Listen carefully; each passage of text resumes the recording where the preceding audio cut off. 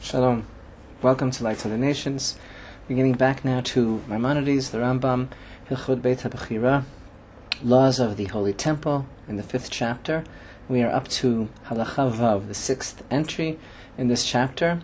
And now, of course, we are moving closer and closer into the compound of the Holy Temple. We've described somewhat the layout of the Temple Mount, the gates of the Temple Mount, and now the Rambam tells us Ha'azara lo hayta mechuvenet be'emtza har habayit. These words actually are based on first Mishnah, 2nd chapter of Masechet Midot, and here we have very important description of the physical layout of the location of the temple itself on the area of Har HaMoriah.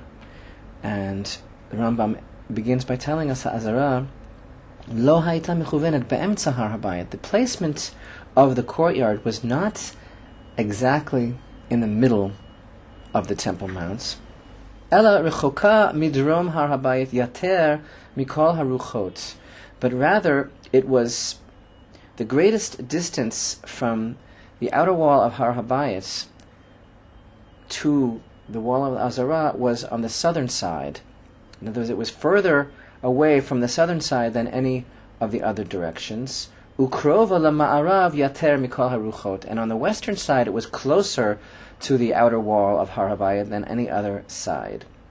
So basically, as we see in our illustration, what this is really telling us is that the largest open area on the Temple Mount, because the greatest open distance from the external wall of Har Habayit to the wall of the Azara was on the southern side, as we see a great open space, and the closest that the wall of the temple came to one of the sides of the Temple Mount was on the western side.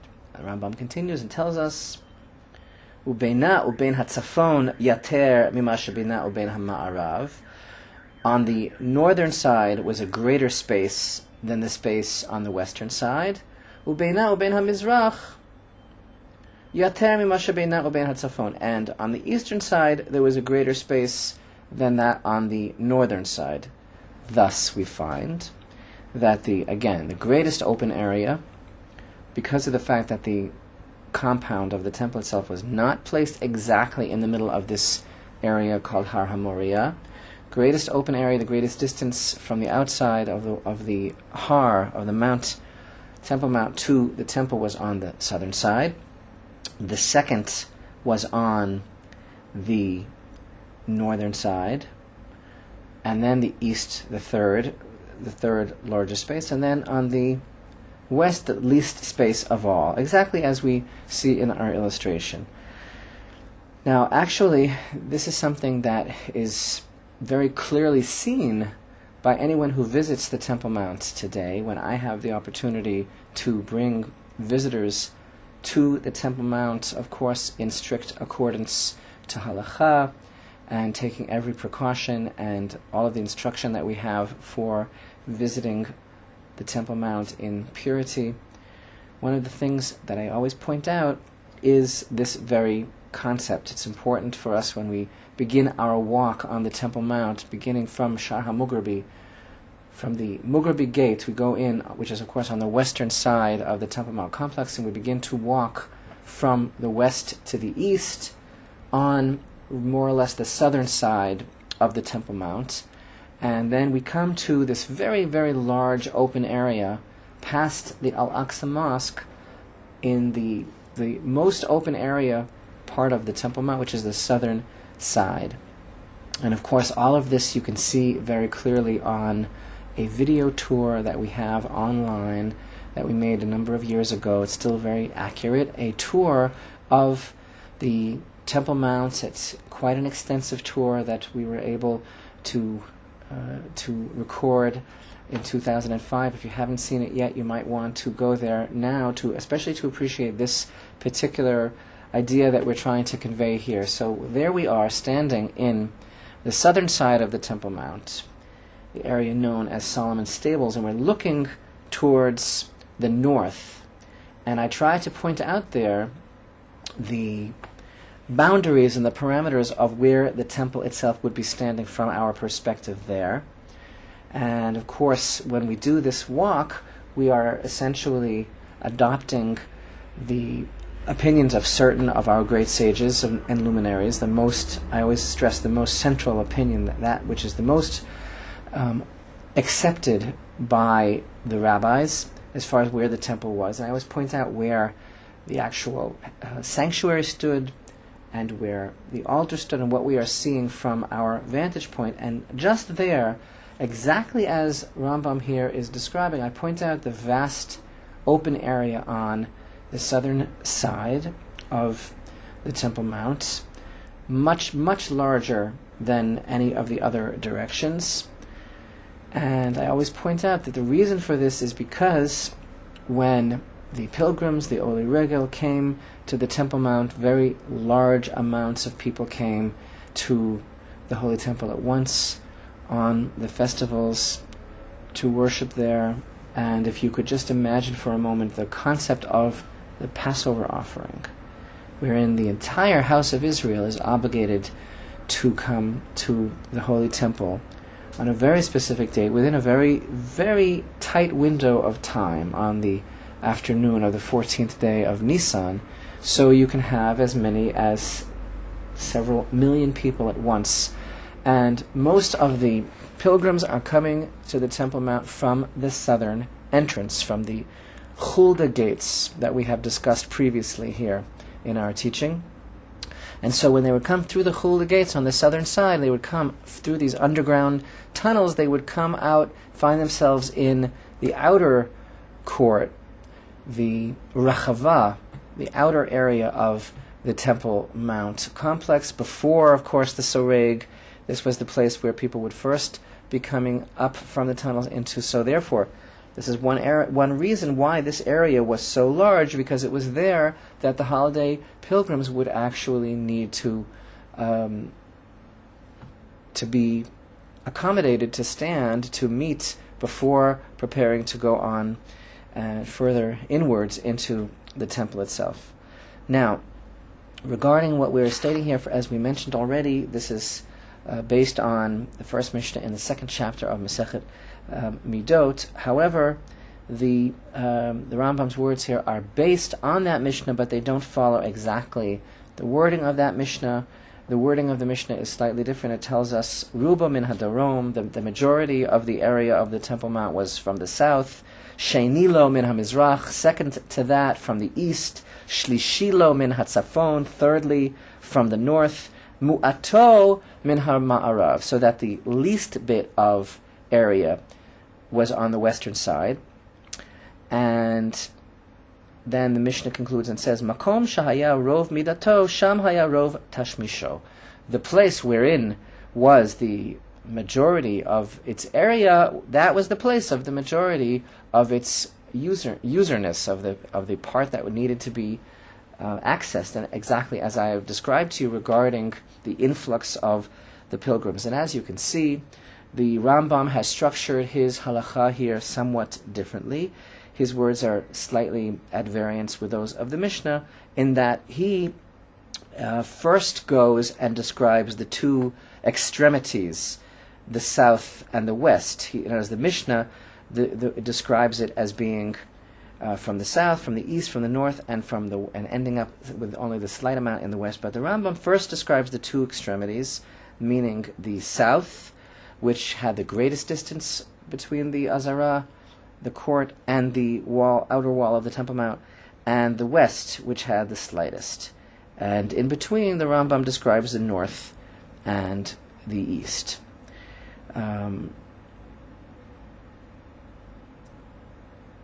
Now, when the Rambam mentions the concept of the western side, again, he says that between the west and the western side of the Temple Mount and the temple itself was the least bit of area. Of course, he's referring to the back wall of the Holy of Holies. This is also something that we can see when we visit the Temple Mount. So this is important for us to understand, basically because many people are not aware of the fact that the structure of the temple itself was not exactly in the middle of the Temple Mount. It was certainly not even at all. And this, again, something when a person has the opportunity, the wonderful opportunity to actually see what's going on there on the Temple Mount today, even though, of course, there is such confusion, and this idea seems to still be very prevalent amongst many people that we have no idea where the temple stood there, and there are so many different opinions. Is that not correct? And isn't it so that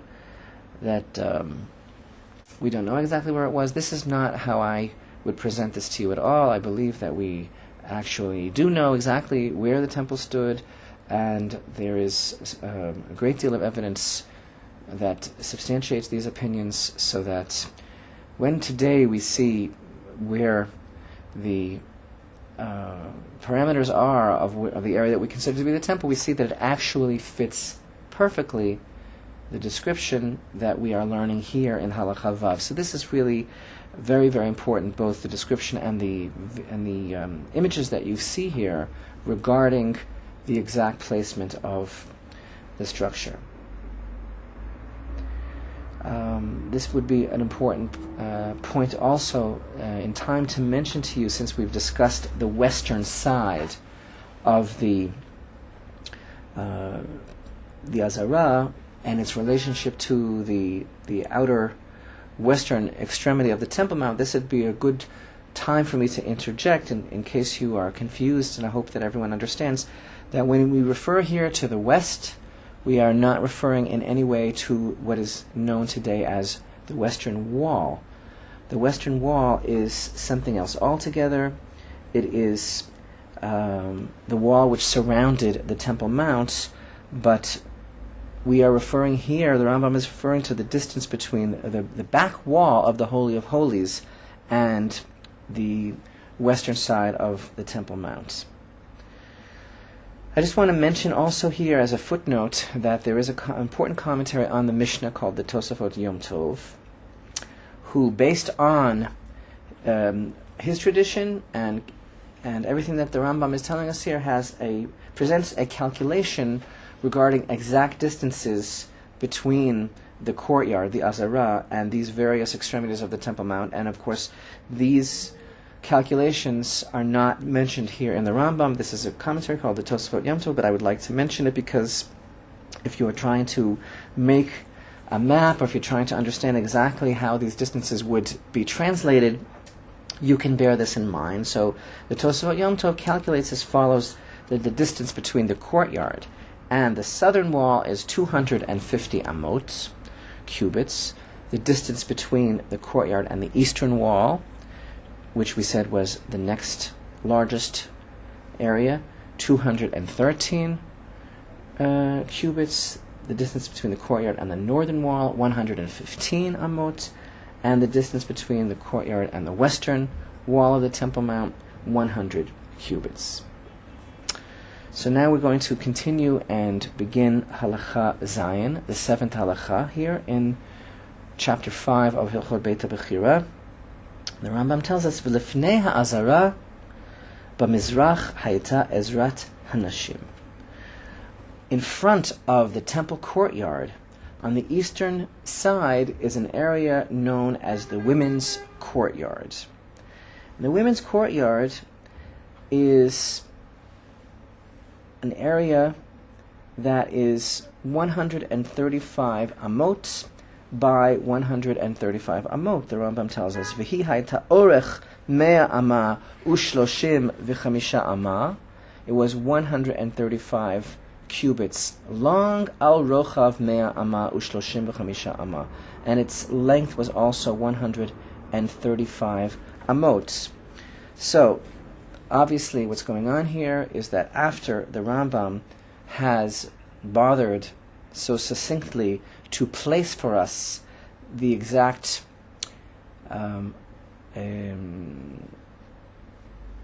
description of exactly where on the Temple Mount the whole area of the temple sits inside the Temple Mount, now he is going to be describing more closely the structure of the temple court And he's beginning now with this description of the Ezrat Nashim, which actually is an addition to the sanctified courtyard. The women's court has a certain degree of sanctity which is Torah-based, and also has another degree of sanctity which is extra, which is something that the rabbis deduce as well, at extra level. This women's court, as the Rambam tells us, was placed on the eastern side of the courtyard, and thus from the east, in order to enter into the Azara, one would traverse first the women's courtyard. There was no women's court. There was no concept of something on the level of the women's court in the period of the tabernacle. According to our sages, it began to be mentioned in the era of King Yehoshaphat, which was during the course of the first temple. It is also known as the new courtyard. This reason for this being that there was a novel halacha which was introduced regarding this area, regarding one who needs to immerse must not go into this area. There are those who maintain that the women's courtyard was already part of the temple structure in the time of the first temple, as we've mentioned, and there are also those who maintain that it was added later in the time of King Yehoshaphat. It was certainly not present in the tabernacle, such a concept. Now, who can go there exactly? The source of the name partly comes from the fact that women may enter into there, and it may well be also that this was perhaps the main meeting place for women to congregate in as well. We are going to be learning that there is also another reason for this area being known as the women's court. We're going to be learning that as we continue, but it is not accurate to describe this area as an area only for women. That is certainly something that we can already state now. I'm going to be talking more about the concept of the name of the women's court and its relationship to women. Again, as you'll see, this is going to come up very, very shortly. So for now, instead of diverting to that, we're going to just continue with what the Rambam has for us here. So we're going to soon enough see the whole concept of why, more reasons why this is called the women's court. But here in this halacha, the Rambam doesn't get to that yet. He, after measuring it as 135 by 135, he has more to share with us about the physical layout of the women's court itself. And herein he tells us something very, very important. He tells us, "V'arba l'shachot hayu be'arba mikzoteha shel arba'im amma." He tells us that in the four corners, four extremities of this outer court, the women's court, there were 4 chambers. And the measurement of these 4 chambers is 40 amma by 40 amma. V'lo hayu mikorot. And these chambers were not roofed. They were open to the sky. V'chein atidin lihiyot. And so too shall they be in the future. When the temple is rebuilt, these chambers are to be unroofed. As you can see in this depiction, these are the 4 chambers located in the 4 corners of the women's court. Now, the women's court was a square shape, as we mentioned, 135 by 135. And at one point in the era of the Second Temple, these 4 chambers were added, each one being 40 by 40. This in itself is something which is derived from verses in the prophet Ezekiel. And the concept of these chambers being unroofed also is something which is derived from the verses in the prophet Ezekiel. There are, as we've mentioned before, a number of specific concepts relating to the Second Temple that are derived from the vision of Ezekiel, this is one of them. And the reason that I mentioned that again, this is so important because of the popular question that is asked quite often. When we talk about the rebuilding of the temple, are we talking about something along the lines of the first temple? Are we talking about something along the lines of the second temple? And we've spoken about this extensively. The concept, as the Rambam makes very, very clear in his introduction to Masechet Midot, so the Mishnah, the basic obligation, the basic mitzvah, the basic constant thread of our responsibility when it comes to the rebuilding is along the lines of the blueprint of the second temple. Indeed, this is one idea of why even the purpose of Tractate Midot, why it was preserved, was in order to rebuild it. However, we also have a very strong tradition based on the prophet Ezekiel that what he saw is what is to be built in the future. And the Rambam explains that, we've said this before, that the basic obligation indeed for Israel to make sure that it is rebuilt is along the lines of the second temple, but that it will be also featuring all of the changes that Ezekiel perceived. The Rambam's opinion, despite the fact that there is a great deal of commentary available today about Ezekiel's vision, despite the fact that whole books have been written about Ezekiel's vision, including many practical models of what Ezekiel's temple looks like, the Rambam's opinion is that we, in our generations, and he's even speaking about his own generation, which of course we believe was greater intellectually than ours, the Rambam says we don't have a clear picture of what it is that Ezekiel perceived.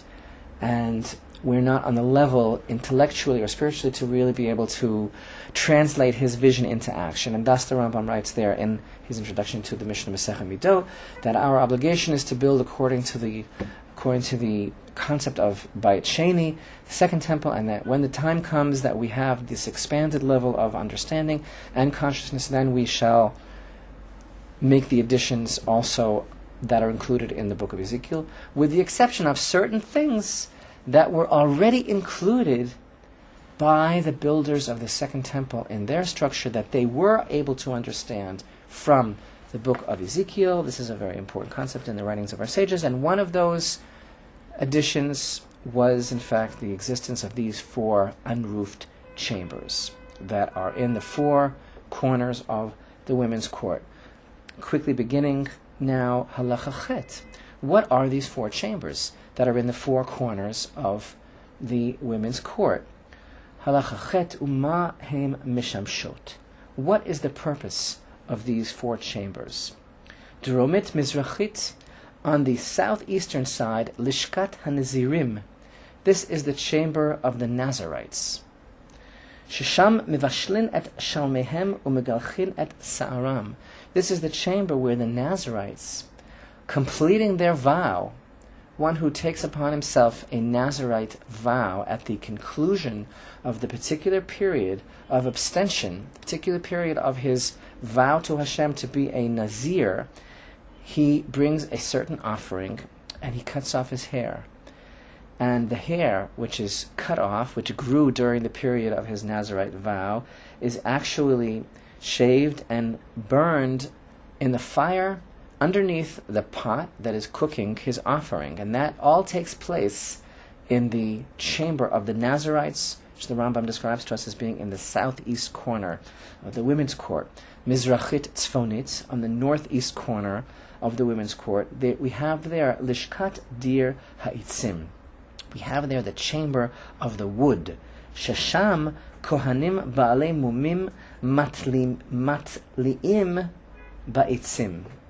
Shekol Et Shenemtza Bo Tolat Pasul. There we have the chamber of the wood.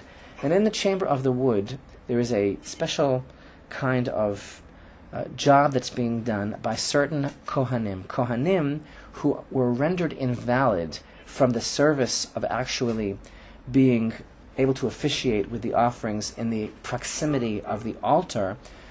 They were rendered invalid by some sort of physical blemish. This is directly